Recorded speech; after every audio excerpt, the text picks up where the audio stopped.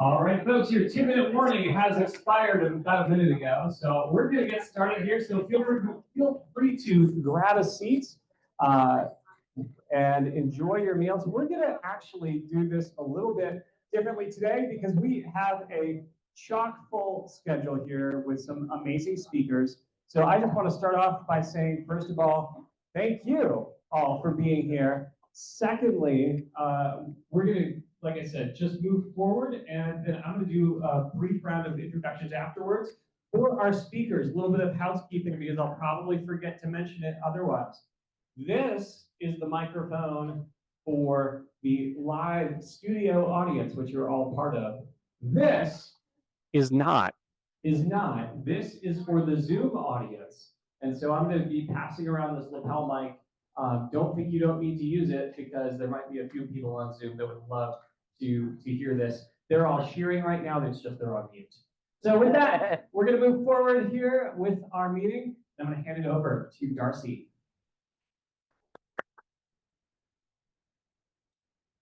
Thanks. All right, I'll try to speak into both at the same time. Okay. Hi, everybody. Thank you so much for coming. This is a record attendance for our meeting, so we're super excited to have you here. And you might have noticed when you were coming in, there's a really cute backdrop from our partners at Way to Go. It's a transit backdrop, so please use that on your way out. Get a group together and get a cute picture for your social media about with the transit backdrop. We just wanted to very quickly, before we launch into our guest speakers today, say congratulations and thank you to everybody who participated in Go-tober last month between October 1st and 31st. And we have a representative here of the winning extra small size business in Boulder, Amanda Duffy. Stand up. Yay! From the Pet Sustainability Coalition. Thank you, Amanda, for all your work to get your colleagues going for Go-tober. Super excited. And we're also excited to announce that our staff here at the Boulder Chamber launched us into first place on the Way to Go partner leaderboard. So it's not hard to do to get your company or your business or your organization moving forward with trying alternative transportation. So talk to us for more tips on that, and we will be giving you more information about upcoming challenges in our newsletter. We also want to make sure everybody knows that now is the time to get your EcoPass contract signed for next year. EcoPass contracts go for a whole calendar year. So this is the time to get it secured.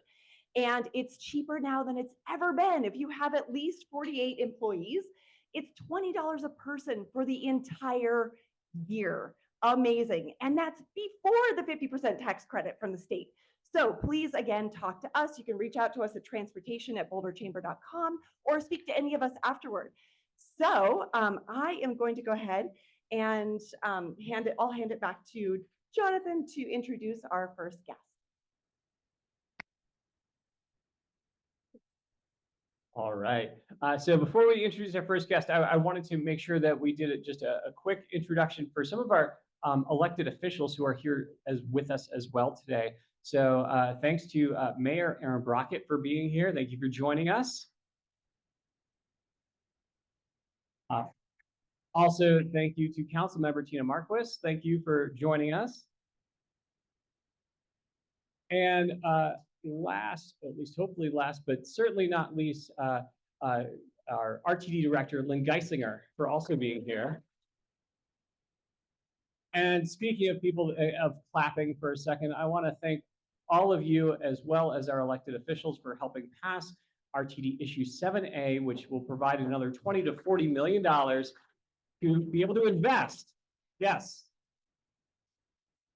So we can invest in the critical services that we need. 71% of the vote, I was telling Director Geisinger, that may get you a C- in grade school, but it is an A+ in terms of elections. So thank you, voters, for doing that.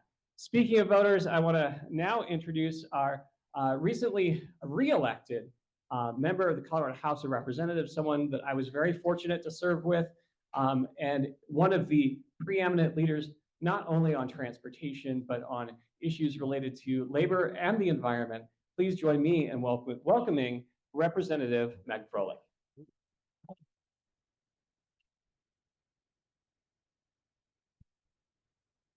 Thank you, former rep Singer, who was also a standout and was a great mentor to me in my first year. We got to do wage stuff together. That was fun. Thank you so much. This is a great crowd. Let's hope I can do this technologically. So you're folks that interested in obviously in transportation. We probably all agree to these sort of overarching things, basically that we need a robust public transportation system if we're ever going to meet our greenhouse gas goals, if we're ever going to meet our climate goals, our quality of life goals, if we're going to co-locate housing near public transportation. All of the goals that we have rely on a robust transit system, and you also probably know all this other stuff, which is that these are only done in partnership, not only with the transit agencies, but with CDOT and obviously regional planning orgs like actually Boulder Chamber Transportation Connections and DRCOG, and also the business community. We're, as a Democratic majority, very interested in making sure that we do right by labor and community organizations. And then the big kahuna that RTD is the biggest transit agency in the state. So transit, I'll just by way of background say that, as Jonathan said, I'm Meg Froelich, and I've had the honor and privilege of chairing the Transportation Committee last session, which we also renamed Transportation, Housing, and Local Government. And that was a request that I made when I asked to be on that committee and to chair it, understanding the intersectionality of all of that. And so we had for a couple of years been wanting to do transit reform, in that we wanted to figure out ways to come back better from COVID, understand the new challenges post-COVID. Ultimately, we really wanted to figure out the big transit question of the decade, which is how do we fund these huge projects and how do we do that in a state with Tabor? So as he does, the governor said, I think I have a way to get you guys about 70 million per year to go to transit. But what I'm really interested in is board reform.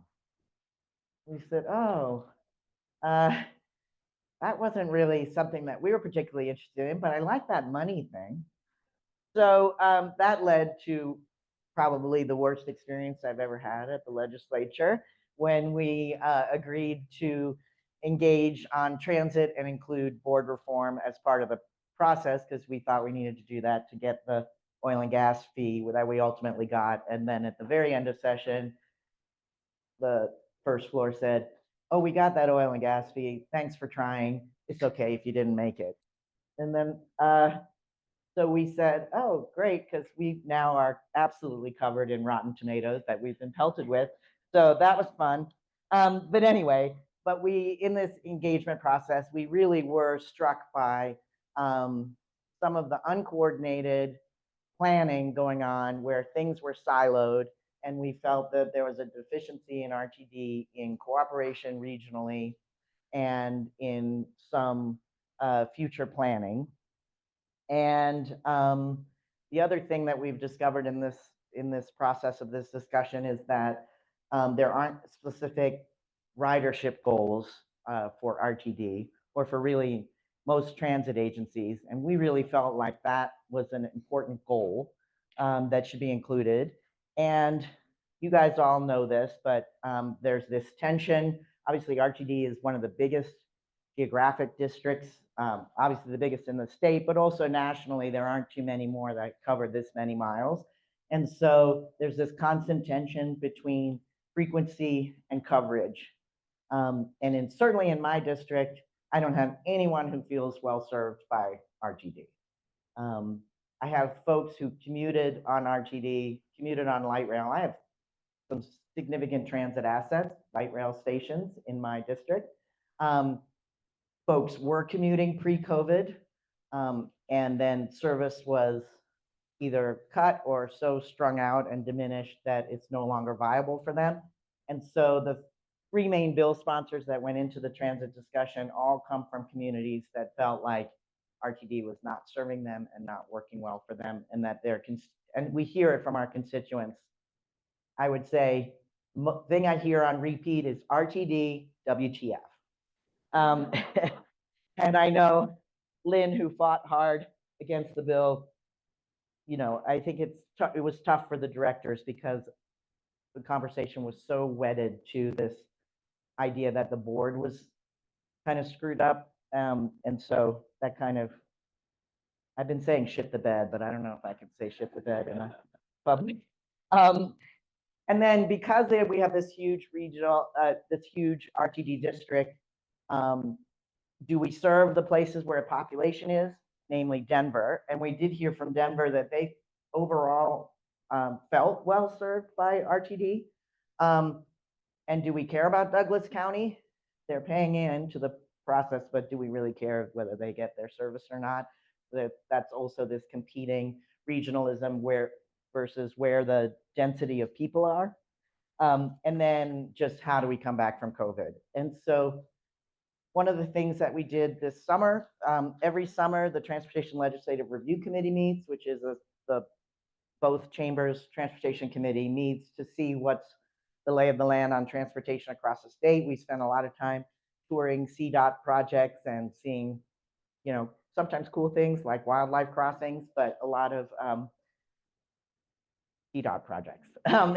But we also make a point of touring our transit agencies and assets. And we had a lot of people coming from similar metropolitan transit agencies come tell us, how did they come back from COVID? How do they do things? And of course, also, what's their board structure? And then we engaged, as some of you may know, excuse me, we engaged all summer in what we were calling Transit Tuesdays. So we had meetings with consistently over 70 people every Tuesday at 2:00 talking about transit as an effort to sort of decide how we turn the page on the transit discussion and do something different, but still meet some of original goals that we went into with the original transit bill that was so awful last year. So RTD, you guys probably also all know this, but so it is a creature of the legislature. So we did feel like we had some reason to be engaged in this conversation. But what we kept hearing during the course of the bill and what we've heard on repeat over and over again is, you guys don't give us any money, so you can take your ideas on reform and put them where your money is and take a walk. And as I mentioned before, the governor was actively negotiating for a fee on oil and gas to pay for transit, except we weren't allowed to say that. So that was fun. So we kept saying, well, we want to make sure that there's a vehicle, no pun intended, for should there be a revenue stream, we want there to be public confidence that the dollars will go in the right way. And then, of course, as former Rep Singer mentioned, 7A passed. So there's this 2 new revenue streams, or 1 revenue retention and 1 new revenue stream. However, the federal outlook is extremely bleak. So I think we don't know if even IRA money is going to go away. Certainly, I don't think there's going to be a national appetite for funding transit. So that's too bad. And as Director Geisinger knows, there's a challenge with the fare box. No transit agency across the country recovers from the fare box anything really resembling their actual cost of running transit. But even though it's minimal, in a Tabor environment, in a cash-strapped environment, it seems very difficult to dismiss the fare box completely. So it's hard to replace. So as we were challenged many times last session, what role does the state have to play in something like RTD or in transit in general? And of course, we're balancing this idea of micromanaging. So you will hear legislators say, well, I don't have a light rail stop, or the bus only comes once every hour to where I am. Okay, but we're not in the business of doing route selection or determining routes or frequency. But we want to get to a place where our constituents do feel like they have reliability and frequency. So it is this sort of delicate dance of what role should the state play in transit across the state, but in RTD as the biggest deliverer. And so because it is statutorily created, there is an opportunity to clarify, because that is not currently in statute, what is the actual role of the board and what are their responsibilities. So I think that's legit. There is some feedback loop in terms of accountability and transparency. What should RTD be telling us about metrics that they've met and how it's going and what their needs are and what their challenges are? And how much are we allowed to know of the sausage making on RTD, and how, but again, with the ultimate goal of really wanting to have a robust transit system, but also have the public feel like RTD isn't for losers who don't own a car, but it's a great way to get from A to B. And so we are interested in working on mission clarification of RTD. What is RTD's obligation to its riders, to the community broader? And then an ongoing theme has been making sure that our disability community's needs are met. Obviously, there are legal obligations, but we feel like doing right by the disability community goes way beyond meeting the minimal federally required or ADA requirements.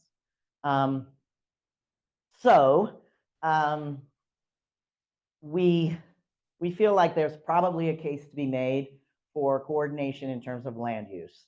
So, you know, famously 2-year struggle on land use. First year was very top down from our friends on the first floor. Second year, we got a little bit better, and the legislature pushed back and sort of said, you know, we are the legislative branch. Can we please work with our communities to come up with these solutions instead of being handed a 120-page bill from the first floor? So we would like to see that ongoing. We would like to see this land use in coordination with transit. Obviously, if we're going to do incentives for transit-oriented communities, heavy reliance on transit.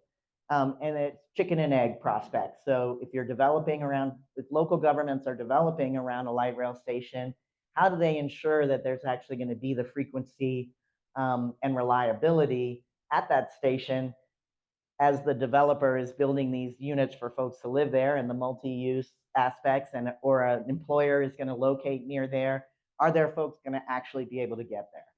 And I think there's frustration, and that's been played out in the media. You know, one of the directors, when asked about the maintenance shutdowns, said, if you're delayed for an hour, you just read a book. That's awesome if you're an hourly worker, if you're anybody in the world. So I think there was tension between things that were perceived in the public and the actual reality of what it's like to ride, to commute. We do feel like we have a dog in the conversation, or whatever the analogy would be, on safety. There's some interactions with the PUC on safety that we could help facilitate greater transparency. Safety also means our workers who feel very unsafe. It's our riders who feel very unsafe. We feel like reliability and frequency are a huge factor in safety, so we're pushing for more frequency, because half an hour on a platform or half an hour waiting for a bus at 9 o'clock at night isn't great. When the bus doesn't come and it's an hour, that's really not great. And if it's not well lit, and if it, et cetera, et cetera. So safety conversation. And then this big factor that we think is probably the most significant, but we also don't really know, again, what role the state should play on local government coordination. So we can't just sort of say you have to I mean, we could, I guess. You have to coordinate with your local govs. But obviously, it's all only going to work in coordination with local govs. And how do we move those conversations a little bit farther upstream? So when that first proposal comes in for a land use option, right away, are we in that conversation of what does the transit piece look like? And not just RTD, but the connectivity between bus rapid transit or this unicorn coming down of front passenger rail, front range passenger rail. And then does the state have a role and an ability to push on this goal setting? Let's put some ridership goals in. Is that cool? Is that not? We'll see how much pushback. Or is there a way to achieve that in collaboration instead of by mandate? What's happening with employee retention? Same thing. Can we set goals on employee retention? And can we say something about reliability? Can we set goals on reliability and frequency? Maybe we had one of the things we tussled with the governor was, well, we would consider maybe some reimagining of board configuration, but we would also want, as a condition of that, much higher board compensation. Currently, it's very underpaid position. $1,200 a month, I think. Yeah, so we would like to see that position. Okay, we would like to see that position more like 90, 70, something that's livable so that the RTD directors who are spending an inordinate amount of time on this, not only can we pull from a broader group of folks who can do the job once it pays, the compensation is better, but so maybe that'll still be part of the conversation as we go forward. It will probably not involve board composition. And just in our defense, when the governor came to us and said he wanted a different board composition, he envisioned, 6 people appointed by him. So we pushed back as much as we could. I think we got to 9 elected, and then we removed board composition from the bill altogether, but it still failed. And then we're definitely not interested in route designations and labor contracts and management issues. We're not in the business of hiring the general manager. That's definitely the board's stated goal. And then there are some things that we do statewide that affect transit, and we've experimented with free fare. We just don't have the money to do it as robustly as we would like, but we had ozone free. We have had youth fairs. Again, we'll see a bill on paratransit concerns, and to support our disability community. And we can, as a state, facilitate coordination with CDOT on bus rapid transit and on front range passenger rail and on apparently the new exciting thing, which we're hoping it doesn't take too many eyeballs off passenger rail when the governor got all recently excited about mountain rail, which is great, but we really want that front range passenger rail, which we passed, by the way, a fee on rental cars to fund that, which is again, similar to the oil and gas fee, a drop in the bucket of what actually costs to run huge transit systems or to do anything hugely innovative. But we can convene folks and talk about what's working in other places, what's working nationwide, what's working statewide. We had an interesting conversation with the Pueblo transit system, interesting things they're doing, obviously much smaller than RTD. We can facilitate funding conversations and we can coordinate with the feds where possible. And then just really quickly, what's coming next, we will be keeping our eyes on front range passenger rail and on mountain rail. We will do some sort of transit, and I don't even want to call it reform, but guidance, support, warm hugs. Paratransit, we want to make sure we get that right. It's so critically important that there be equity in our paratransit system. Rail safety is something that the state definitely has an interest in. We passed a rail bill, but we've heard lots of concerns about the coordination between PUC and then we'll take a hard look at funding. Maybe we'll talk about innovation and obviously the big overarching thing is how do we meet our climate goals and a greenhouse gas emissions roadmap, and that is it.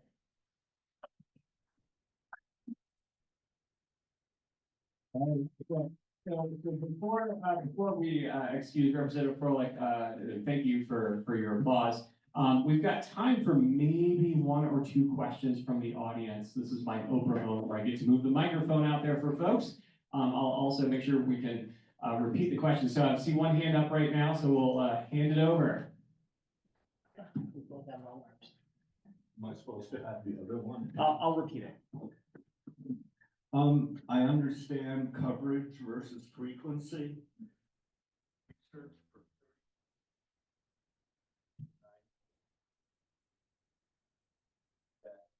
Real problem is because RTD usually for those at least 31 years to use size vehicles on local roads. Each vehicle wastes hundreds of thousands of dollars to buy and more hundreds of thousands for all the maybe 80% of fuel that's wasted by these greatly oversized vehicles. Now, with the reduced federal funding, maybe people like you can force RTD to follow the rules of physics and use the right size vehicle. You wouldn't drive a bus with your family. All right, question here as service versus waste, and I've been calling it. I'm just going to repeat for the viewing audience real quick. So service versus waste, and making sure we have the right size vehicle. I think this may actually be also best answered by one of our RTD directors. But since Rep. Froelich is up here, I call it the RTD reorganization bill. So Yeah, that's good. you know, we can reorganize More things. how to reorg. Yeah. Well, and, again, we're not interested in micromanaging RTD, but we do want to sort of inject a why not conversation, because we've just been having a absolutely not conversation for way too long. But when we toured some of our light rail stops that are doing really good jobs on developing around them, they've had this big accordion bus, packed 7:30, packed 8, packed 8:30. But that bus driver has a shift, and later on in his shift, that bus is empty for 6 hours. So I'm not in the business of operating the transit system, but it is tough because of this. What bus you need at 8 AM is a different bus than you need at 3 in the afternoon, but it's the same route. And then we don't even know what the commuting, we're still trying to absorb the commuting patterns post-COVID. In Boulder, all the routes except the skip, the local routes, are all using 1/10 of the space in the bus. Yeah. So it's not about time. So, Evan, we're going to have somebody from RTD actually as one of our next speakers. So, I think we've queued that one up sufficiently. Good, and we are at time as we are right now. But once again, let's thank Representative Froelich. Thank you for retiring your lavalier life. That is one people. I know the legislative session begins very shortly, so thank you for taking your time with us to explain all the things that we have to look forward to, worry about, and work on together. All right, moving on with our agenda here. We're going to move forward now, and we've got, all right, and before we move on with our agenda, I want to thank the rest of our Boulder Chamber Transportation Connections team here. If you haven't seen Elaine in the back, she's been signing you in, making sure when we get there. We're getting you Elaine. Right next to you. You already heard from Darcy Kitchen once. And also Karen Warminghouse, managing the Zoom. So thank you all for your help. That being said, let us move on to Colorado 119 Safety, Mobility, and Bikeway Project Update. We've got 3 individuals who, if you would all like to come up here at once, you're more than welcome to. If you'd like to come up here one at a time, that is also okay.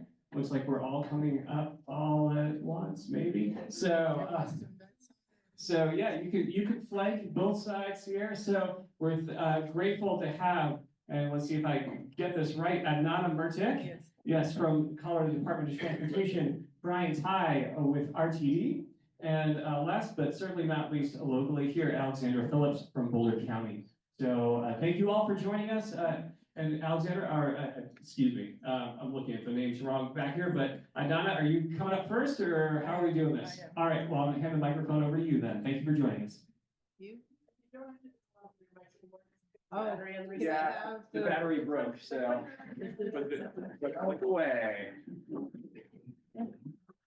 Hi, my name is Anana Mutic. I'm with CDOT in, this is Region 4, Northern Colorado, and I'm here in Boulder.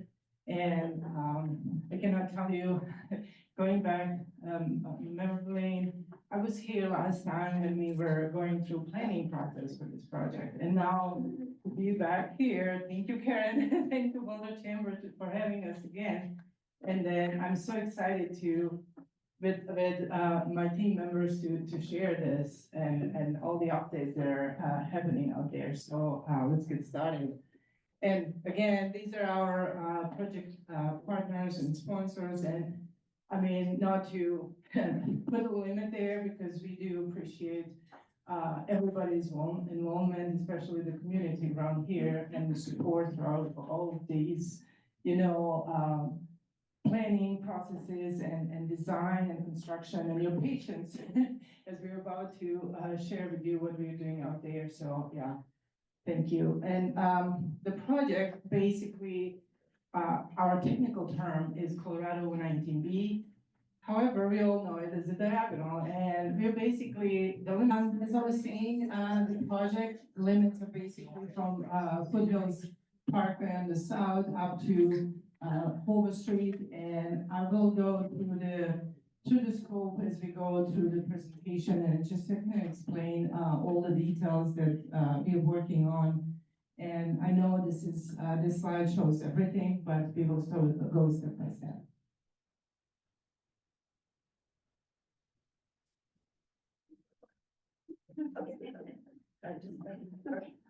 Again, just upfront, a quick summary of our progress in the project. We have construction. If you could go back just one more slide back. There you go. Thank you. So we started the construction out there. We will talk about RTD's park and ride, phased approach, and why we're gonna do that. And then project basically consists of kind of three parts. And the first part is now in construction, and then part 2 and part 3 are being designed. And again, we'll explain how the process will work. However, I just want to highlight upfront that when you see construction, it's construction, but for us, it's just a step-by-step, and we'll explain shortly why that is. So again, construction packages, like we said, the first phase of construction has started back in September. So we are addressing these intersection J, 52 Niwood Airport, and some parts of the bikeway, and unsignalized intersection and changes that are going to be happening there. And then the other 2 parts are being designed, and we're the part 2, 63rd Street and 4 Mile Canyon Creek Crossing. We anticipate start of that part of construction in summer 2025.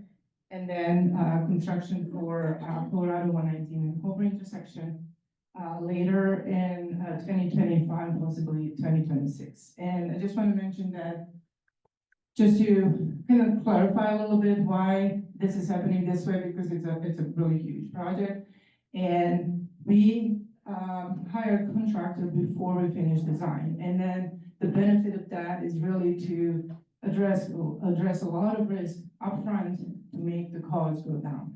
So, and then that's the reason why we go in stages. So once when we have a part of a design, we start constructing and then just continuing as we go. So that way, we, like I said, we're saving money and making things happen faster.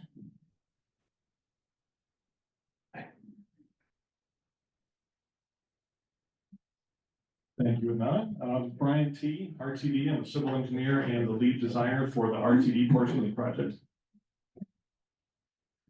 So as Anna mentioned, the safety, mobility, and bikeway project is the section from 119 up from Foothills up to Hoover.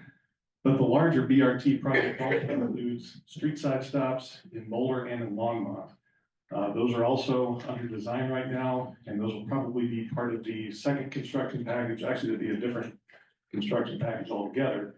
RTD will hire our own contractor for that part of the construction. It won't be part of the CMGC project. And I'll talk a little bit about those in just a minute. So we're going to have two different routes as part of the BRT. The blue pattern will replace what is currently the Bolt, and that will run from North Longmont. We'll have a new park and ride up at Park Ridge in Maine, and that'll run, the blue route will run down to the downtown Boulder station. The orange route, I'll go back, and that'll be a 30-minute all-day route, both directions, and 60 minutes on the weekend. The orange route will replace, some of you may remember the old J route that ran from Longmont down to the CU campus. And the orange pattern will kind of replicate that. It'll serve kind of the western half of Longmont. It'll also start up with that new park and ride, come down Highway 119, down foothills to Pearl, and then down to the CU campus. And will terminate at Baseline and Broadway. That will only run during the peak hours in the morning and the evening. It'll be a 30-minute bi-directional service, again, just on the weekday. Okay. I'm not going to go into this in a lot of detail. It's a lot of information. This is just to show that we have several different projects all working together. The first few bars up the top are the Safety and Mobility Project. The red bars is the RTD Bus Rapid Transit Project. Yellow is some of the 28th Street and 30th Street improvements that the city of Boulder is doing. And down at the bottom in the green are some of the projects that are happening up in Longmont. For instance, the Kaufman Street busway, Boston Avenue Bridge, and First and Main Mobility Hub. And what you want to take away from all this is that everything should be finishing together in kind of late 2026, early 2027. And May of 2027 is when we're targeting to have the BRT service start. So all these projects should finish about the same time. I'm not in service development. I am a civil engineer. So again, I'm not going to go through this in a lot of detail. I've kind of highlighted the important target dates. So I talked generally that the blue route will be 30 minutes and the orange route will be just during the peak. Service planning will be doing a more detailed service plan. They'll have a draft out of that next fall. They'll be working with stakeholders in the interim. I think they're starting the meetings now with different stakeholders in the county in both cities. Then in 2026, they're going to kind of reevaluate that draft, make sure we have enough buses, enough operators to actually produce the service that we have in the plan. There'll be public hearings in early 2027, and all that will be completed for the BRT service to start in May. Okay. So next steps, I talked about the local bus stops. Those are in design right now. We're planning to have new BRT shelters at most of the stops where it's possible. We're going to design that new Park Ridge park and ride up in North Longmont at Highway 66 and 287 up by the Walmart. We're doing transit signal priority. We're working with both cities, Longmont and Boulder, to get that accomplished. Again, that'll give the buses communicate with the traffic signals, and the signal can hold a green if the bus is almost there. That should speed up service quite a bit. Current activities, we've already talked about all of those, I believe. Risks, ability to complete the scope of available funding. We have the funding to complete the safety and mobility project elements. That's under construction already, so we have funding set aside for that. There's still a lot of unknowns with the Park Ridge park and ride and the street side stops. So it's a moving target. We have a fixed amount of funding. We're trying to modify the design to meet the funding, but the project, the design is still underway. So we're not quite there yet. And so we're performing updated cost estimates as we go to try and make sure we hit those funding targets. Okay. Nana mentioned earlier the phased approach to the park and rides. You can see here we've got the 63rd park and ride on the left and Niwot on the right. The darkened areas will be the first phase of parking lot. Those will be the parts of the parking lot that are actually put down in asphalt. in the first phase. The faded out sections will be expansion. As service develops, again, how many people are gonna use the service is a little unknown. We're hoping it's gonna be more than current because the service should be a lot faster, more reliable with all the improvements we're making along 119 and both the cities. So as demand increases, then we can expand those parking lots as needed. We don't wanna put a whole lot of money into paving 130 parking spaces when only 30 of them are used initially. So we're trying to be a little more cautious about how we use money and phasing the parking lot, not building unnecessarily. Now I'll pass it on to Alexandra to talk about bikeway. Thanks, Brian. One thing about Brian, I hope it's okay that I say this, he's a civil engineer, as he introduced. He also was a bus driver for RTD for a while, so he knows the system. Hi, I'm Alexandra Phillips, the bike planner for the county, not the city. As soon as I say that I work for the bike planner for the county, people start talking to me about all the city projects, and I'm like, yeah, projects, but anyway. So one of the big things I'm working on, of course, is the design of the diagonal bikeway. And how many people filled out our surveys on, for the overpass, the 63rd Street overpass and how that would look? Thanks for that.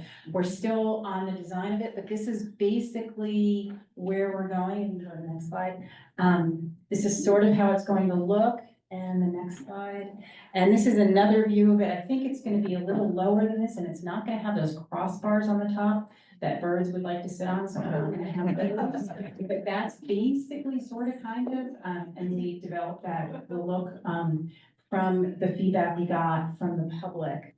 Next slide. And I also wanted to talk about just where the bikeway is gonna, the whole bikeway. And this, you might have seen this because this is also one of the newer pieces of it that's gonna connect. Originally, we had a different plan, but now it's gonna connect with the 4 Mile Canyon Creek Trail. And if you can see in the slide, there's a guy walking away in the distance. If he walks another 20, 30 feet, that's where they're currently building an underpass to connect to the Cottonwood Trail. So it's going to be this huge connecting point. So this will be the southern terminus, really close to Pleasant View soccer fields. Next slide. And then the northern terminus is all the way by Longmont, and I put in the two, what I think of as the two landmarks as I'm coming into Longmont. One is that cool sculpture in the middle, and the other is, of course, Oscar Blues.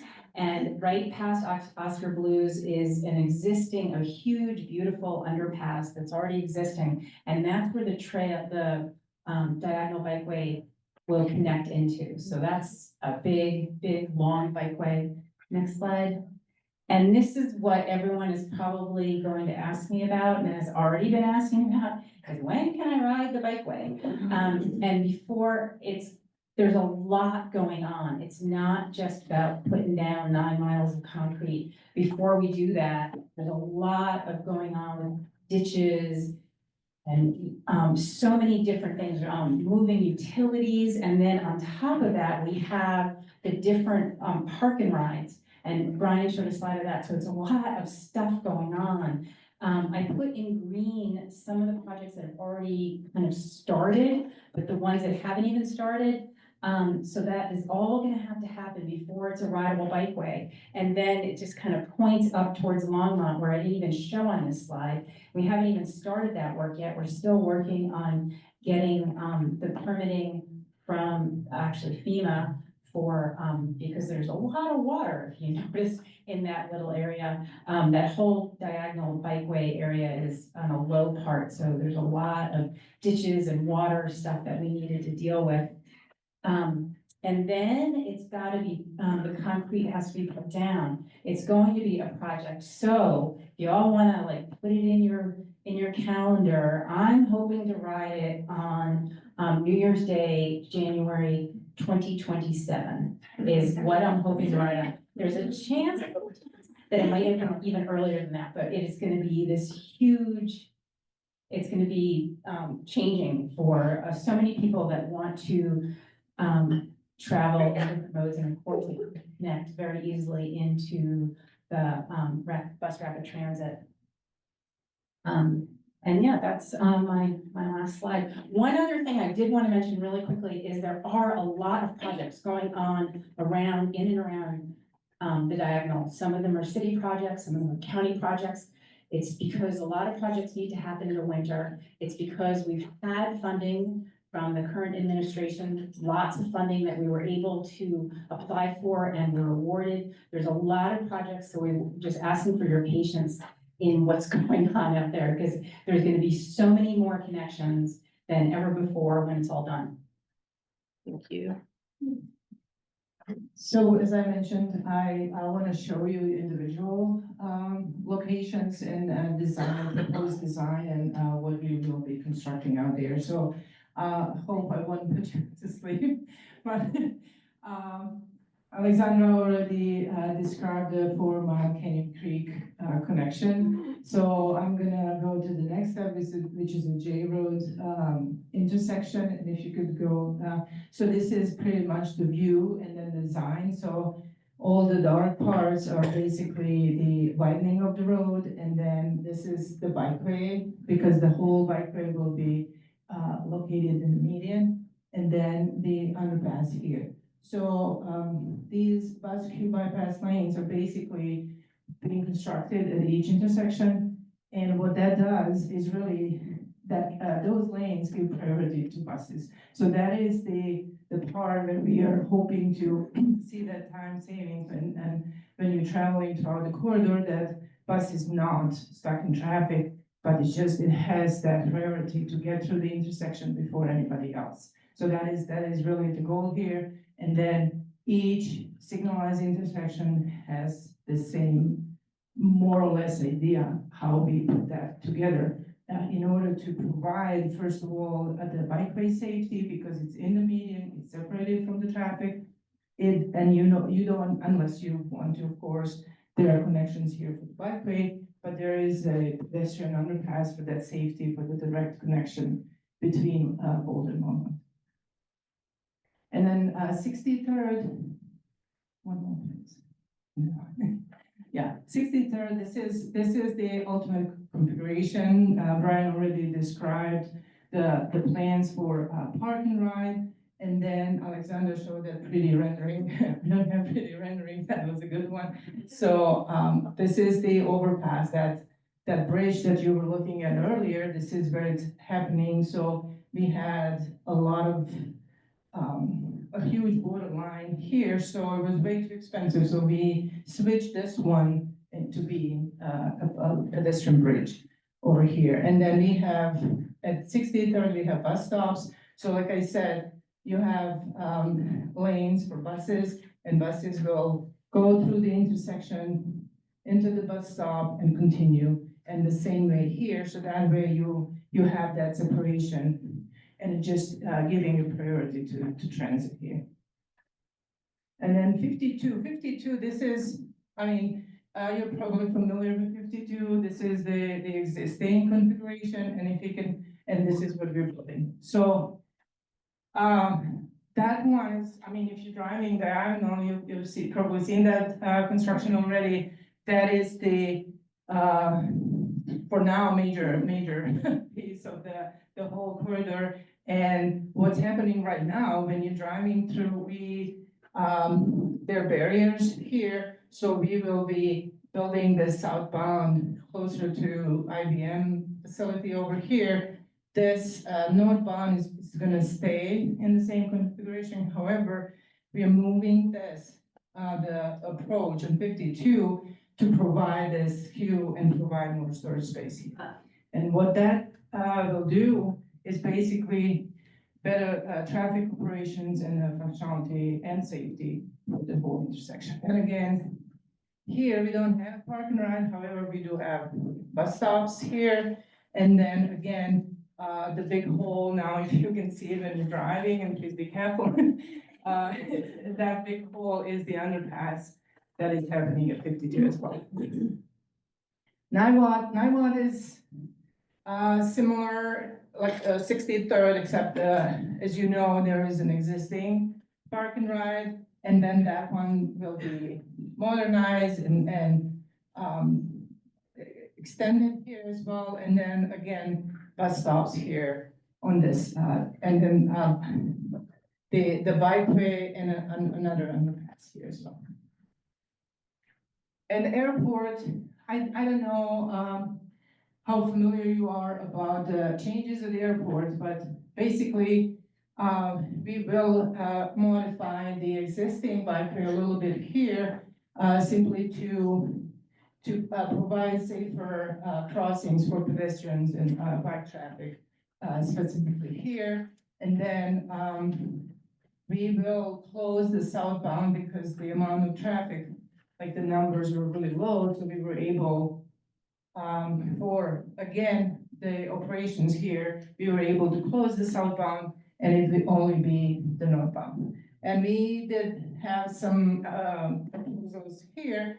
However, after talking to public, we were able to change that. So, I thought it was a great communication with, the community and then just the needs, of people who will be using. Okay, sorry. Yeah, we can go. I already explained this, and then also, like I said, these are the movements here for bikeway and pedestrian traffic. And then I don't have much time left. I apologize. I have to rush through these slides, but these are a few slides here are unsignalized intersections, and basically I will summarize them all together.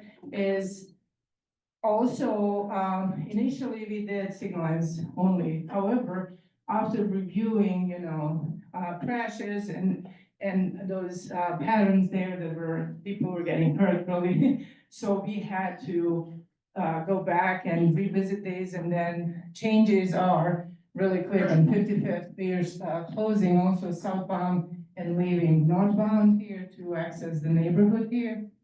And then we can go. And then Monarch is basically, it's gonna be right in, right out. So this portion in the middle will be closed for vehicles.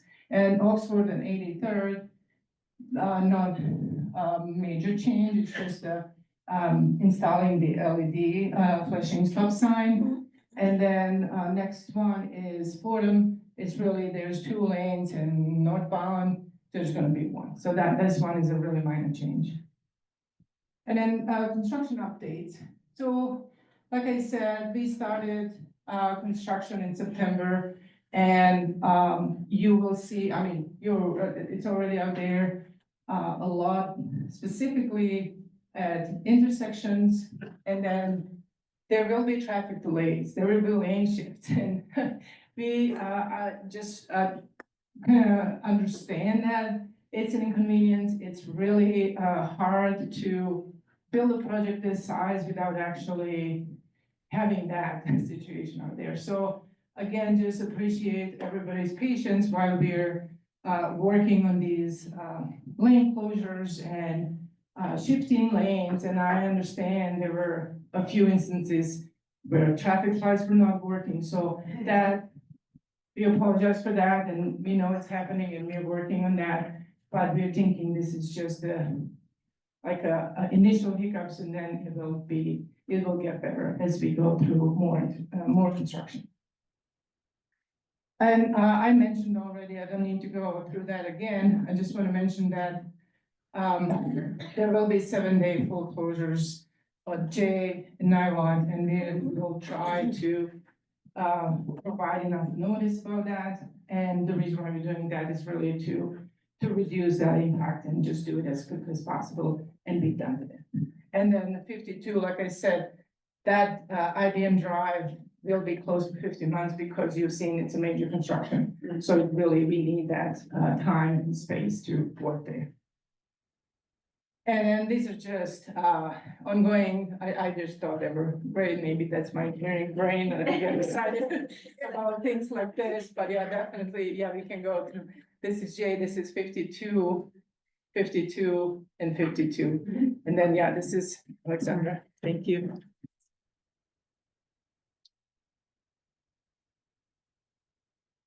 I want to go through how to sign up for the construction updates. It's not super intuitive, but it is possible. We've had over 1,000 people already sign up. So if you go to the website that's shown there, or if you just Google CDOT 119 project, it'll come up, and you go down to the bottom right and you click on alerts, and then you work through it. The big thing to know is that you need to click on Northeast Colorado to get the one to the 119 where you put the click in. So apparently we live in Northeast Colorado. But we're working on making it a little simpler, but that's how to sign up, and that's the great way, because then you'll know what's happening so you can adjust your travels.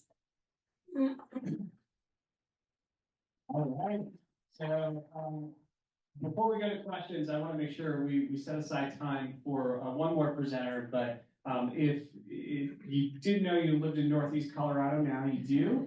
You can also go to the Boulder Chamber Transportation Connections page, and we have updates there as well. So maybe a little less cumbersome, but you know what? Redundancy is always a good thing, or so I've heard. So we're going to move on, and then we're going to go to questions. If you guys can stick around, that would be awesome. All right, thank you so much. So last but certainly not least, we're moving from the plains to the mountains with Eldora Mountain Resort's commitment to sustainability. Please join me in welcoming the Sustainability Director for Eldora Mountain, Hunter Rupp.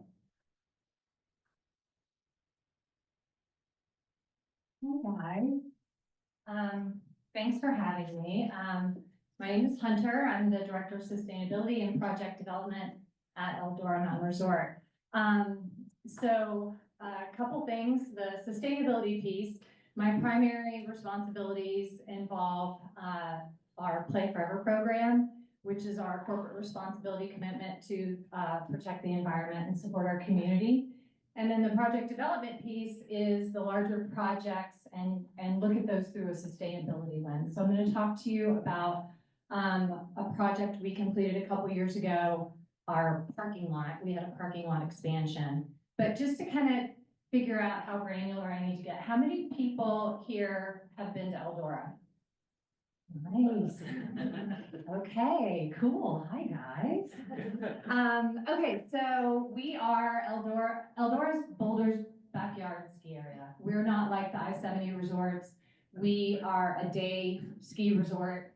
Before I worked there, I would keep my skis in the back of my car. I would do a board meeting in the morning, and then I'd go ski in the afternoon, or I'd try to get first tracks and then work in the afternoon. So we have a parking challenge. We've had a parking challenge for a long time. This will be my 10th season up at Eldora. And before I worked at Eldora, I skied at Eldora. I learned to ski at Eldora after I moved out to Colorado after school. And my kids learned to ski there, so I've been there as a parent, and now I work there. But so just to give you a little background on that. So we have about 450,000 skier visits a year. We're a seasonal resort. We're only open November through April. How many of you guys have put on everything in your car, you've driven up, and then you've had to be turned around because there's no parking? There you go. How many of you guys have kids? Yeah, right? So say you live in Fort Collins and you've signed up for a 6-week truck program, and you get up at 5 o'clock in the morning, you get your kids in the car, you've got the skis, everybody's eating, they're sleeping halfway, and then they wake up right before you get there, and you're turned around at the middle school, and you're like, what? But I've paid for all these lessons, and it's super frustrating. And it was frustrating for us and frustrating for parents. And so we needed to make some huge changes. So at that time, we had already had some things in place, whereas our employees were not allowed to park at the resort. The only ones that were allowed to park there were our snowmakers at night and some of our ski patrol staff that get there super, super early. And so we have about 700 employees during peak season. And we knew we needed additional parking, but we also knew that we can't keep building parking, and we don't want to keep building parking, right? Like, this is it. We've got to change behavior. So how are we going to do that? So we met with the county commissioners, Boulder County Transportation, And we have a great relationship with RTD. We love RTD. So we basically got all our stakeholders in a room and we're like, what can we do? Because Boulder County is basically, they were like, what are you gonna do to change this behavior? You know, we don't want you guys to develop parking lots everywhere. Like, as soon as you build it, it's gonna fill up. What are you gonna do? How are we gonna fix the problem? And so we were like, well, we can increase the amount of shuttles. So we reached out to RTD and we're like, hey, can you guys add all these additional shuttle times up from Boulder? And they were like, well, we'd love to, but you guys aren't filling up the buses. There are like 55 people that can go on a bus.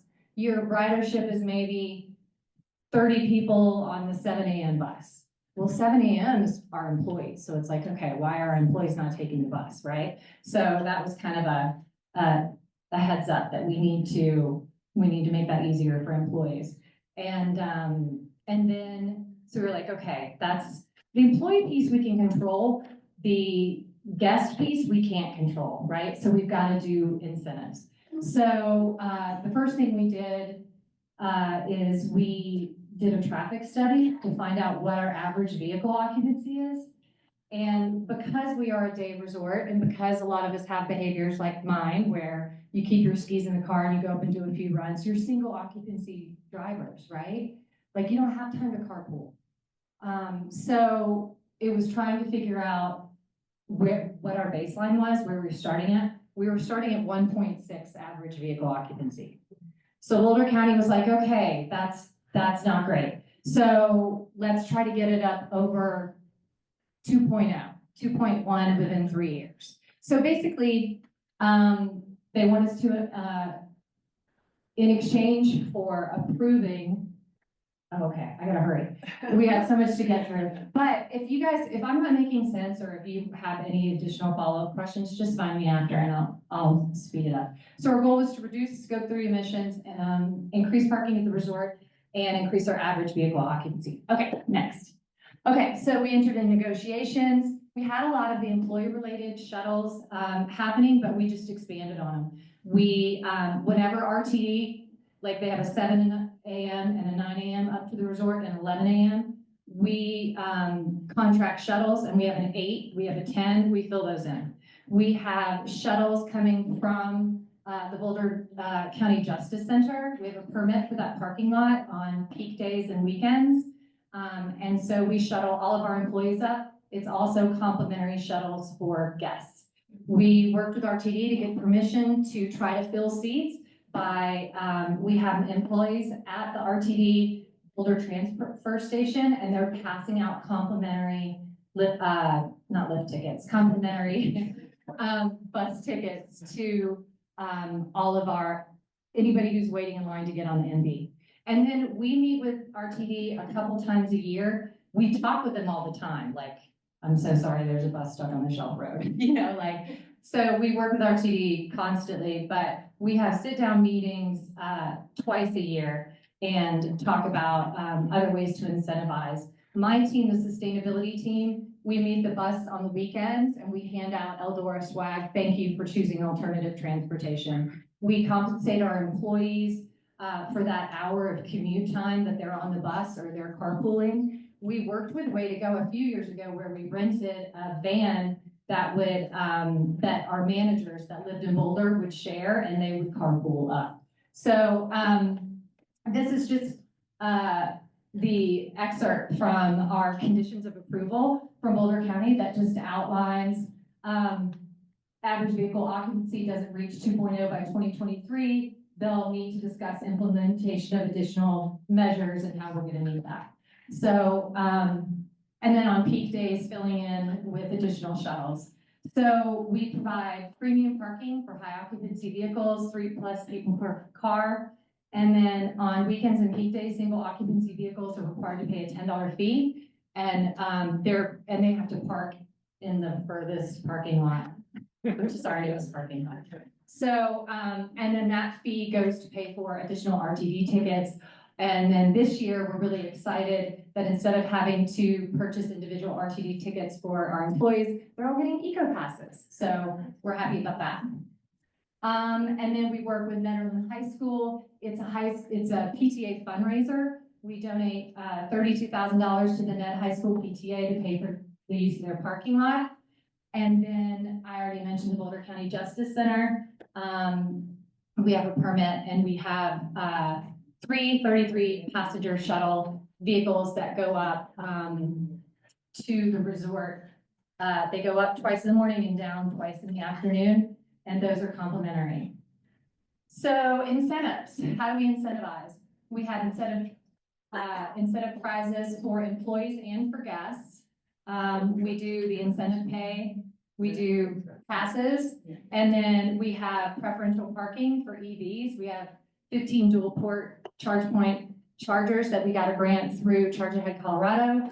And we also got an additional grant that we'll be installing 12 chargers down at our new ski and ride school Ignited Adaptive Sports Building, which we just did a ribbon cutting. That's another one of my projects that I'm really excited about. And we finished, we did a ribbon cutting a couple weeks ago for that. So, yeah, I think that's it. Is there another one? Oh, yeah, thank you. Oh, changing behavior. Okay, so we're trying to reduce single occupancy vehicles. Yeah, I've already gone through that. That's pretty much it. And just a fun fact, the single occupancy vehicle fee is on weekends. If you come up during the week, you have plenty of parking, we have plenty of terrain. It's not an issue. It's just the weekend warriors that don't have the luxury of working from home midweek, and the only time that they can ski is on the weekends. So please come up midweek if possible. And in fact, you have the opportunity to win a couple midweek lift tickets. So with that, thanks everybody. Nice talking to you. Has anyone here heard about your opportunity to win some lift tickets here? Or has anyone not heard about the opportunity? All right, so before we do our drawing, Will, why don't we go to a few questions for any of our folks here? So, we've got a few folks. And a few folks are. First question is, why haven't I been entered into this drawing yet? So I think I'm gonna let you. Yeah, we'll do the pass the mic thing, but make sure that we get everyone to enter your name only once. By the way, only once. We'll be verifying this later through our hand count technology. So, that being said, let's go to a couple questions from the audience. Let's get you the microphone first. David Scott, with Piper Smith and Franklin Realty here in Boulder. I didn't understand the reasoning behind going up and over 63rd Street versus going under. It seems to me that going under is a lot less expensive. All right. Unless there are water issues. Yes, there was. That's exactly the issue, is we had actually designed it as an underpass. And then we discovered that there was a water line that was larger than we thought and in a slightly different place than we thought. That's exactly why we're doing the overpass. Thank you. All right, and I love it when people answer their own questions. This is, this is a smart group of folks here. This is really great. And just in the interest of time, please raise both hands if you still need to sign up for the lift ticket route.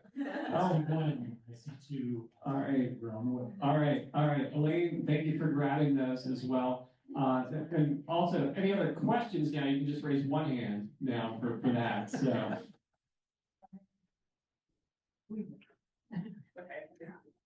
All right, so we'll hand you the microphone. Sorry, where are we going? Right here. Perfect timing. I'm just curious about the width of the bike lane on 119. Most of it is gonna be 12-foot wide, paved, so it'll be plowed in the winter. There will be sections that will be 16 feet as it's entering underpasses and near the bigger area where the parking rides are, because we're expecting a lot more people right there. So 12 feet wide for most of it. All right, well, one hand up for questions, two hands for Lexi.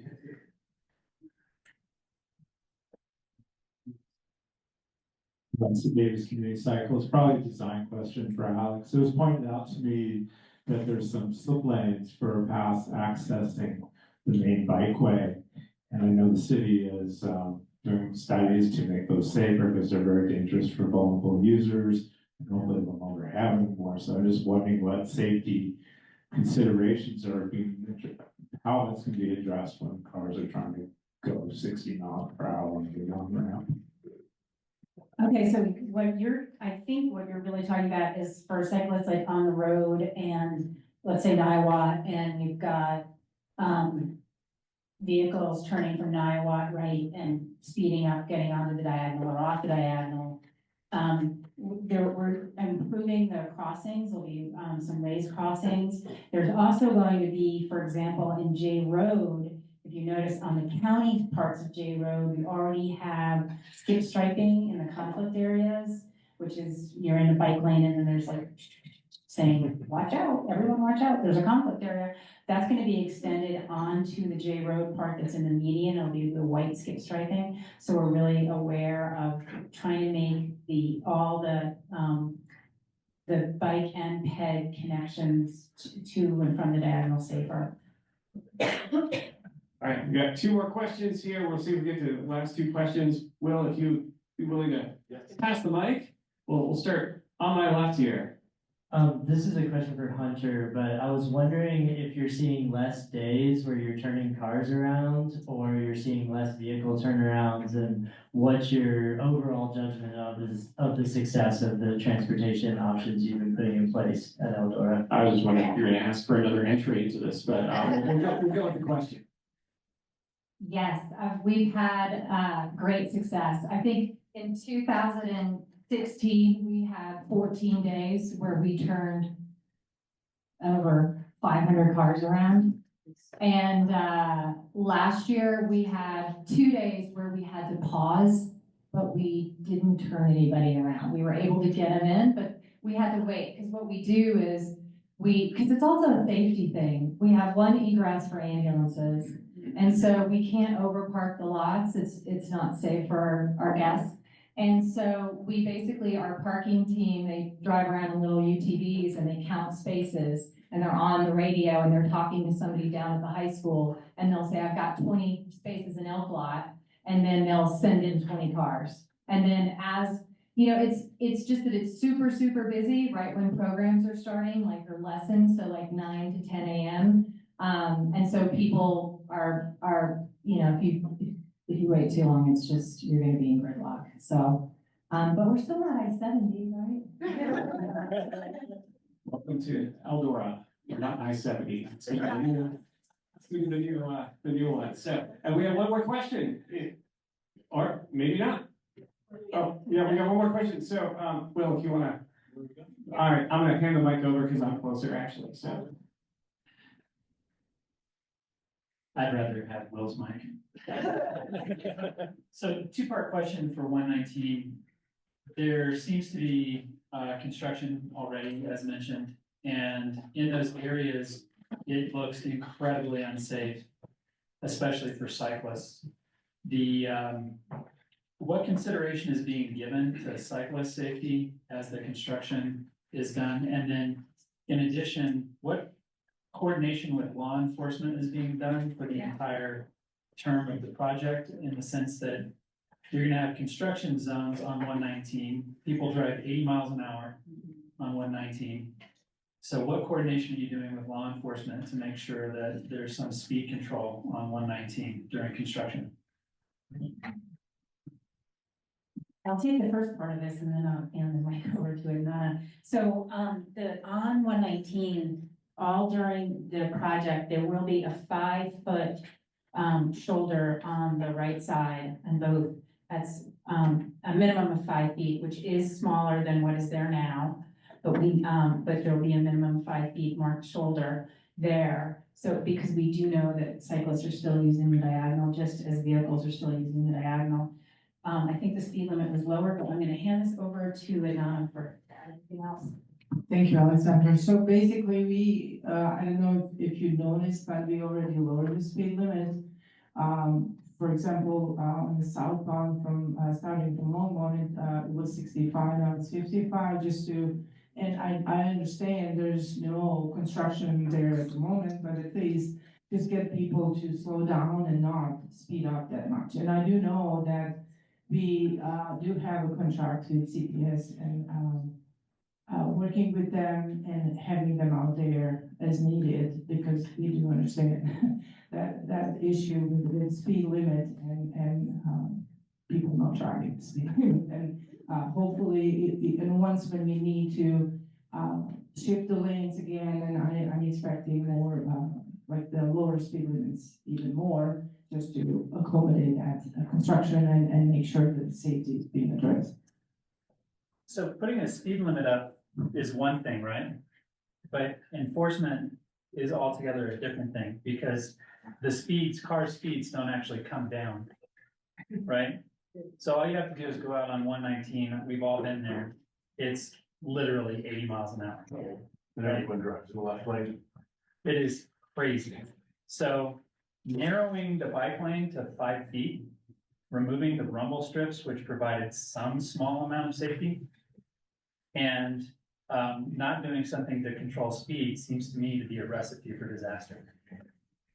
Well, like I mentioned, so basically, we are putting up signs and warning signs for construction, and we do have CSB out there. So I mean, as much as we can, we're doing everything, but I mean, we just need to understand people, people need to understand that there's construction out there, and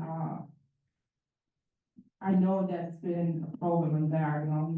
That's exactly one of the issues that we're trying to solve in Diagonal, just to address that safety and make it a safer environment, right, for bicycles, for people, for transit and everybody else. So again, working on it really hard and trying to, like I said, posting speed limit and having CSP, I think that we are doing the best we can to address that. Yeah, but I understand, again, I mean, people. I mean, there's some irony in making it far less safe to someday make it safer. So I mean, it seems like there should be some more planning done in terms of safety and enforcement and slowing cars down, making sure that the bike lane areas are wide enough. You could also not ride diagonal, take a side road. So it could also not drive diagonal. So, okay, all right. So this is a really important question to be asking. Your question is about enforcement. And I'm gonna put a pin on this right now, but it's to be continued. What we can do is we can use our advocacy efforts to communicate with entities like Colorado State Patrol to ensure that there's a better understanding and have a conversation about that. And that's one of the things, as your program policy person here at the Boulder Chamber, we can do. So we can talk about this later. Okay, we are at 1 o'clock. We are at time. I am here. I'm going to remain here, but we have a drawing that I want to get to. And has everyone here participated in this already? Last call, 3, 2, 1. I want to reintroduce Hunter from Eldora, which is our local backyard pool. This is an excellent way to do your discretionary travel without driving, even on a weekday. And here's a chance to win 2 weekday lift tickets to go. We now have Hunter, oh my goodness, Supran.